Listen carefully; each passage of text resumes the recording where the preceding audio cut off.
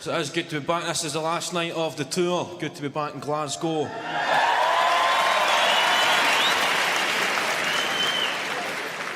Good to come back to Glasgow because you can speak. You know, when you travel with a Scottish accent, it's kind of hard. Nobody understands anything you're saying. You know, I've done a few TV shows. I'm a pretty fucking big deal. You know? I'm serious news. No, I've done a few TV shows. And you've got a Scottish accent on the telly, you need to try and enunciate and use proper English, but it's hard to find the right balance, because no matter how hard you try to enunciate and use proper English, there's still somebody from Leamington Spa. Saying, we saw you on the television. I didn't quite understand everything you were saying.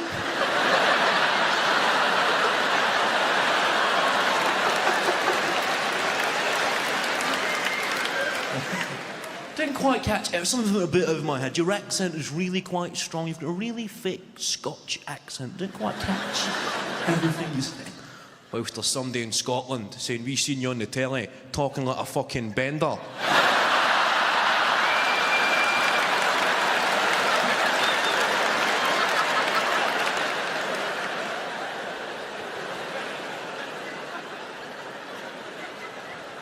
Care to explain yourself?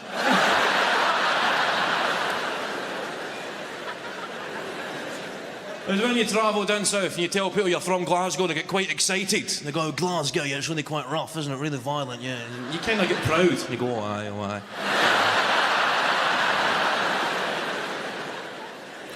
Yeah, a lot of tough guys. Oh, aye, a lot of tough guys. Yeah. And they visit the place and they're a bit disappointed. You know, we're trying to get away from the stereotypes. We've got a new promotional tourist campaign called Glasgow, Scotland with Style.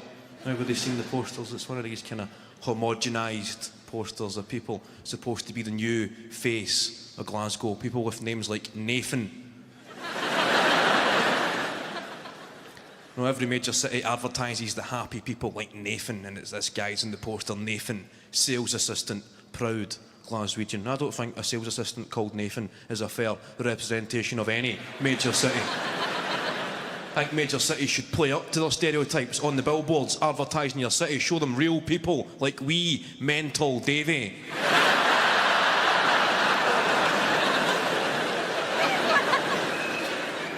Apprentice joiner.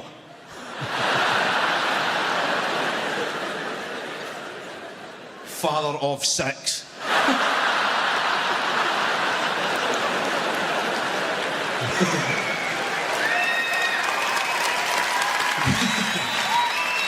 Davy's there in the billboard with the 6 kids all tucked into the one tracksuit.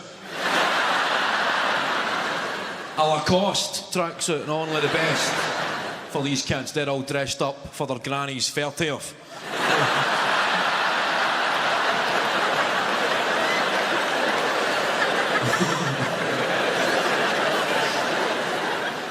You've got the 6 kids, you've got Keanu, you've got Sigourney. Destiny, that's a new one I heard. Destiny.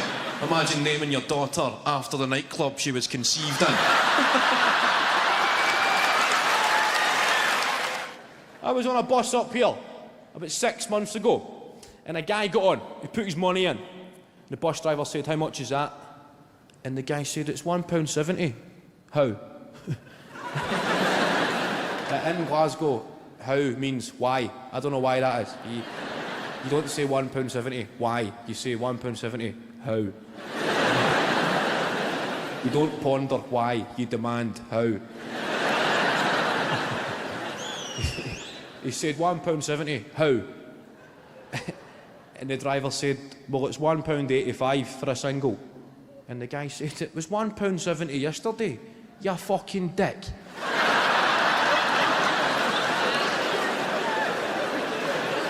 Classic negotiation tactics.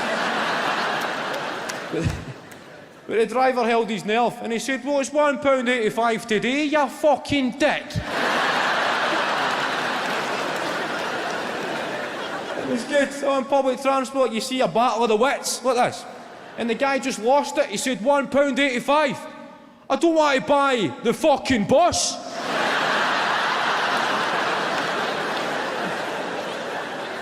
He's doing that sort of appealing for witnesses.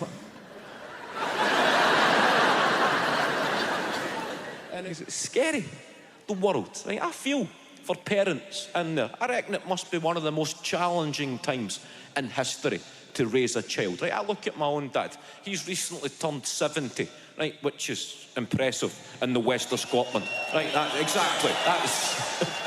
That's good shooting in Glasgow, 70. You need to give the card shop a bit of notice in parts of this city. If you're looking... You need to let them know well in advance if you're looking for a 70th birthday card. A 70th? I can do your 40th and a 30th, mate. Is that any good? We got any Americans in the room? Just one guy doing a shite accent.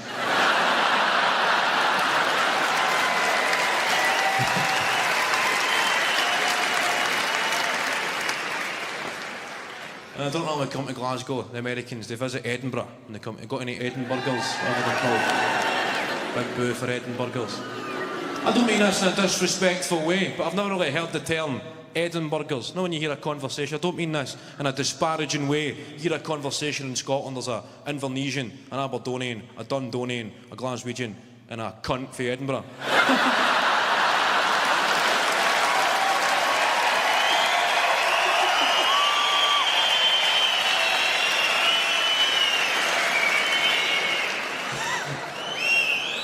It's true though, you never hear Edinburghers, it's cunt for Edinburgh, that's what they're called.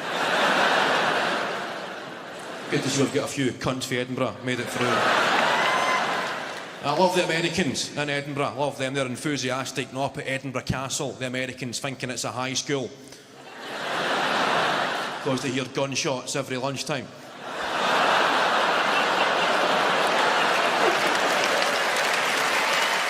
I'll kick your cunt in. That is how progressive and liberal a city Glasgow actually is. Summed up in that sentence. What a gender-neutral sentence that actually is.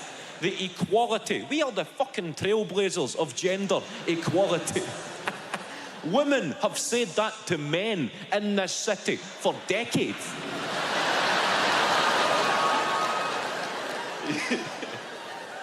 You can watch the football, Stephen, but if you come to this restaurant drunk, I swear to God, I'm going to kick your cunt in.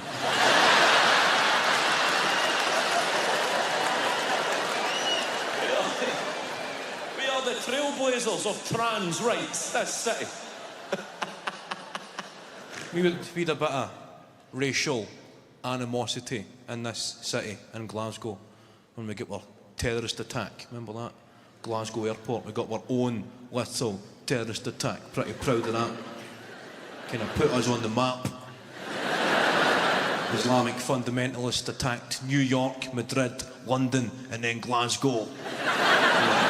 We were fucking flattered.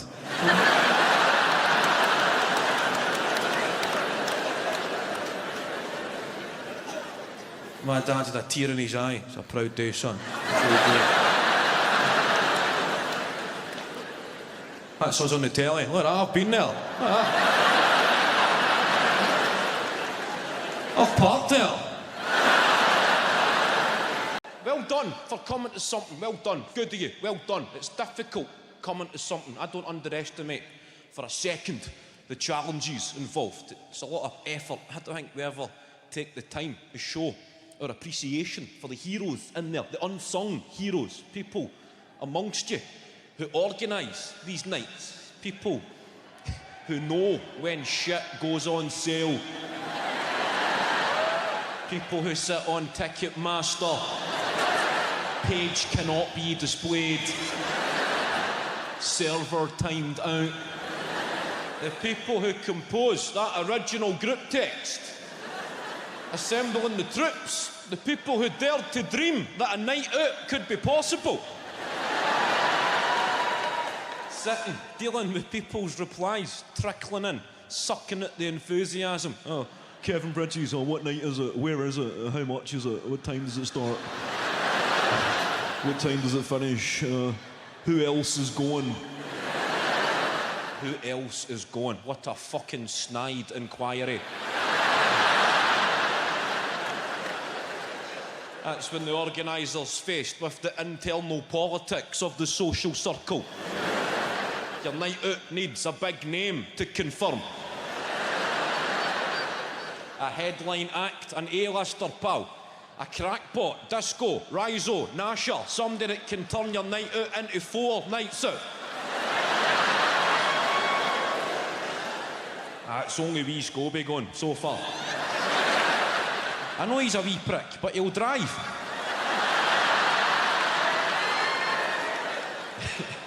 Welcome along, front row. How we doing? You all right? Looking good? How you doing, sir? You all right, mate? You can reply, mate. It's live. It's not the fucking telly yet. We're only making a DVD. It's not actually the DT's fizz. That 3D telly's a fucking beauty. Good man. What's your name, sir? You're not telling me. All right, that's good. What's his name, mate? Fucking grass him in since he's not telling me. Johnny. Johnny. You settling for that, Johnny? All right, it's only a comedy show, Johnny. You're not getting booked by the police. It's just a wee... Camera right on Johnny there. That's it, mate. You make him feel like shit for that. There we go. That's Johnny, everybody. Tell your name to the camera, Johnny. Good man. Welcome along, Johnny. I like your night out. I'm getting to that age. I'm grown up. I've got mates, getting married and having children. This is new to me. My life's changing. You don't get a night out as often. The weekend is no longer an excuse in itself. You don't get a night out. It's rare. But when they happen, it's a rollover and they go on far too long. I think anybody can party like the newly married man, the new father. I hear One Direction singing. They're gonna go crazy, crazy, crazy.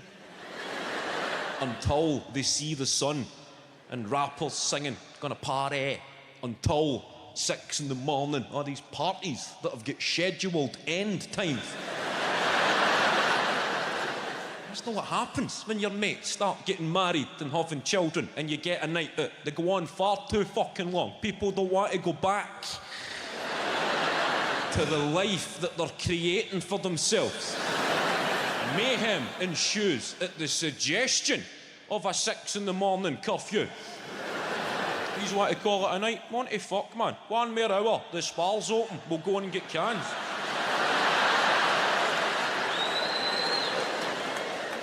The adult empty. It's a bleak affair. The empty. 10 years on. Some paranoid wreck walking through your living room looking for a Nokia charger.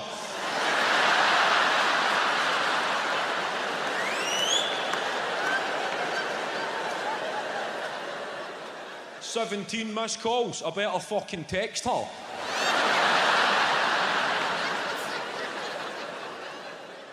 Highlights of a game of FIFA on the PlayStation that was finished about 3 hours ago. Still playing. 2 guys snorting cocaine, talking about a fight they had in primary school.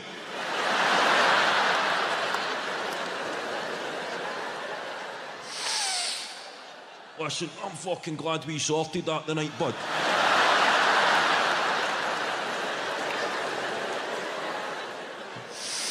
Me and all, mate. I was out of order that playtime. I was out of order.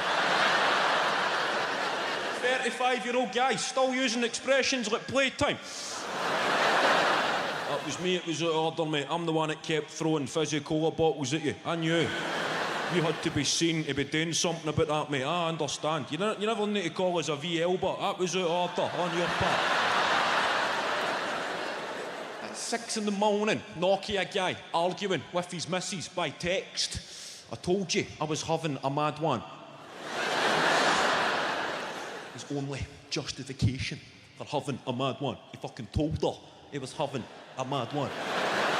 And then staying on the offensive. I thought you were going to your mum's to watch Strictly anyway. It's fucking 6 o'clock in the morning, Ryan. How the fuck am I supposed to know what time Strictly finishes?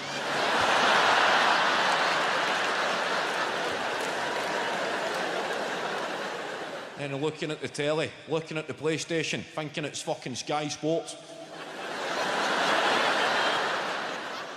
Here, when did Motherwell beat Columbia?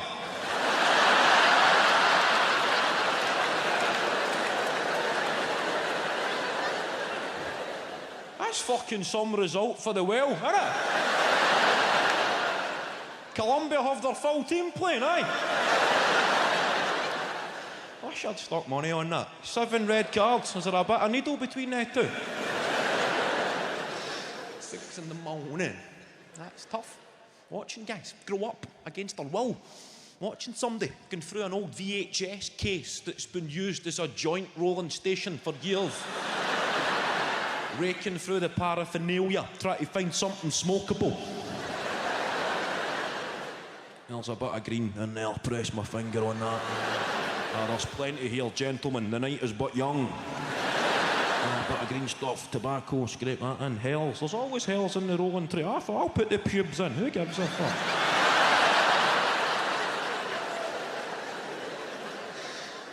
Lying there in emotional purgatory, trying to get a knackered disposable lighter to work, the only lighter in the party. Them big long flicks, come on you piece of shit. Eventually getting a bit of blue flame and going yes, and then the S blows it straight back out again. It's hard to watch a married man lighting a pube joint off the toaster.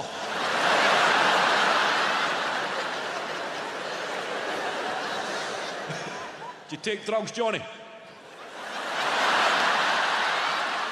There's the cameraman, that's it, you hinder his future employment prospect. I'm only joking, I don't take drugs. I used to smoke weed, Johnny. I used to smoke, I get busted. You know how I get caught? We were having fajitas one Sunday as a family and I rolled a fucking belter.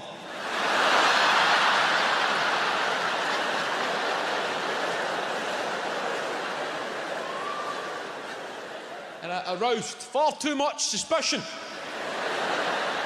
From that day forward, I was under surveillance. It was evident I had obtained these skills elsewhere, no doubt through illicit activity, as this was the first time we had ever sampled Mexican cuisine as a family. I'm taking a back seat, letting everybody else go first. They're putting together these big abominations, big baggy, reckless bastards. Salsa bombers going down their t-shirts. I'm biding my time, just surveying the devastation at the table, the mess. My own family, a disgrace to the art of rolling. Then I stepped up. I'm saying, pass me the skins, the tortillas, Dad. I took 3 tortillas out of the packet. There's the hash smokers in there.